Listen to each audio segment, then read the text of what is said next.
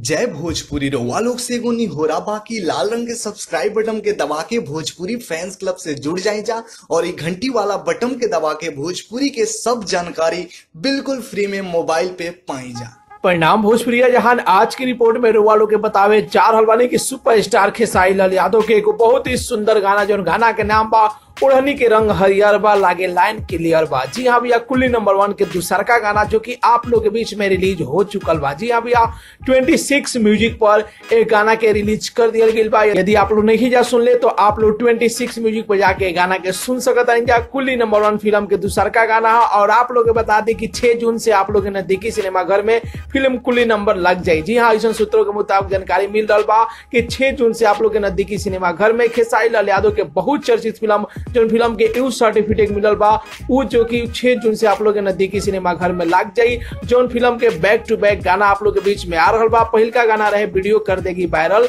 जो कि 26 म्यूजिक पर आप लोग सुन चुकल बानी जा।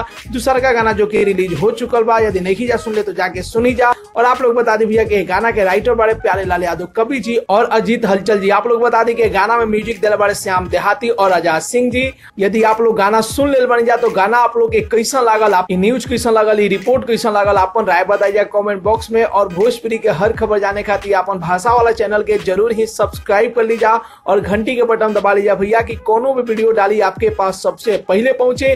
तो मिलता नहीं अगला वीडियो में एगो नया न्यूज के साथ है, तब तक के लिए बाय बाय, टेक केयर, जय भोजपुरी।